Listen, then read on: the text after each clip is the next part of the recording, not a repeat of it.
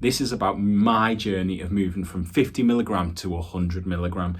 If you've watched my previous videos, you'll know that I take Sertraline Daily to deal with my own mental health challenges. So in my case, that's depression and general anxiety. Doing that alongside lifestyle changes has really improved my own well-being. However, there comes a time when we have to make a decision about the dosage, and I went through that experience myself some months ago. So in full disclosure, I'm talking about a change to 100 milligram, but actually I've been on 100 milligram now for probably 2 to 3 months, and that's given me the opportunity to figure out whether it is the dose for me and what my next steps might be. So firstly, I would often speak about 50 milligram being the right dose for me. Why did I decide to move to 100 milligram? The answer is straightforward. COVID hit, everything went to shit, and it felt like I'd lost control of some of the things that I'd gained control over. It took me a while to kind of admit that perhaps I needed an increased dose, and I did try and plod on. But what I found was I was panicking at the things that used to trigger me. I was emotional. I was, upset a lot of the time. And it led me to a conclusion that perhaps that the 50 milligram dose in normal circumstances was working for me. In the COVID times, it felt like I'd lost so much control that I needed something to kind of like bring me back onto the level that I was becoming accustomed to in terms of like my ability to deal with challenge. So it wasn't a decision I took lightly, and in fact it was one that I fretted over really, because I felt like I was taking a step back, that I was admitting that maybe things weren't as good as they needed to be, and I felt like I was back in that position I remember being in a long time ago, where you're making that first call to the doctor to be able to kind of talk about your mental health, and you have all of those notions of embarrassment or failure start to rear their head again. So I guess I got stuck in that moment again. And speaking to the GP, like they were just very straightforward about it. Like I said, these are the things that are happening in my life. This is the thing that's happening globally and how it's affecting me. And they were just like, yeah, great. Let's try you 100 mil and see how that goes. So it couldn't actually have been an easier transaction in terms of dealing with the doctor. It was my own interpretation of like how that might go that just made it very difficult. So as I said, making the decision to increase your dose of any antidepressant can feel like a step back.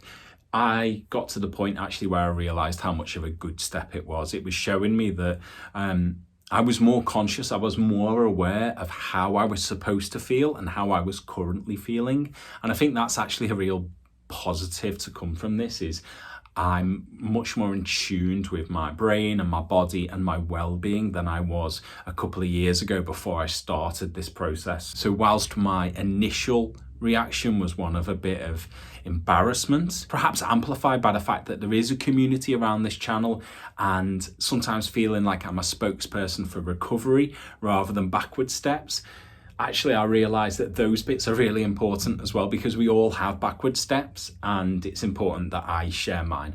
So yeah, took a little bit of a nosedive, spoke to the doctor, got it sorted.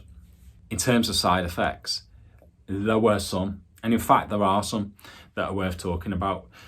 The main thing is like the stomach issues amplified, I would say. Like I found it really difficult at the start to manage like eating properly and my own stomach health, like running to the toilet, back to like how it was in that first week of taking 50 milligram, feeling really affected by that. And that can be demoralizing if you feel like you've got a grip on life, to suddenly feel like, oh, upset stomach time again. The other thing really was just like a moment of perhaps a week or two where I was moving between the 50 and the 100 mil, where I was probably a bit more vulnerable. So it's just worth bearing that in mind, that if you are struggling perhaps with your own ability to cope, is bearing in mind that there's going to be a rough patch, or there might be a rough patch when you increase your dosage. To have some support around you, I think, is really key. To be open about the medication that you're under, and to have conversations perhaps with your family and just let them know, look, this is the pill that I take. I'm currently increasing the dose and these are the things that might happen. In terms of changes that I had to make, moving from 50 milligram to 100 milligram, Like the key one was I changed the time. So I was taking 50 milligram at night.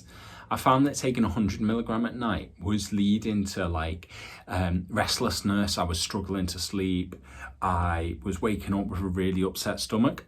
So I moved my dose earlier in the day, sort of gradually went through like my tea time, so like 5, 6 o'clock, all the way down to kind of mid-afternoon. And that seems to be like a space for me that works. Like I don't really get many negative effects with that. So that's the only real change that I had to make in terms of the positive impact on me.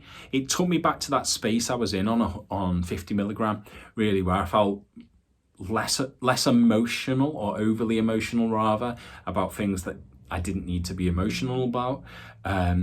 I felt more in control of trigger situations. So things that would normally send my anxiety skyrocketing didn't impact me quite as much. So essentially I felt like I was back in that zone where I was managing things a bit better. I was able to recognize what was going on in my life, in my health, in my wealth, in my well-being, and start to take action a little bit. And it's still not easy, but in a better position than I had been during the start and middle of COVID, where things were getting on top of me. It felt like I was in that zone again of control, if you like, that originally the 50 milligram Sertraline Daily had given me. So as I say, this is a few months into 100 milligram, and like 90% of the time things are fine.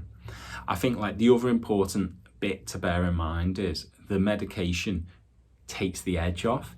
Like I absolutely implore anyone watching this who is medicated to seek out talking therapy. Like make talking therapy your absolute priority. Like have counseling, find a therapist, whatever it is that you can do to get talking therapy. Like please, please, please make that your absolute priority, because what you'll find is that it's the talking therapy that sorts out the triggers. It's the talking therapy that allows you to access those memories and resolve things in your head.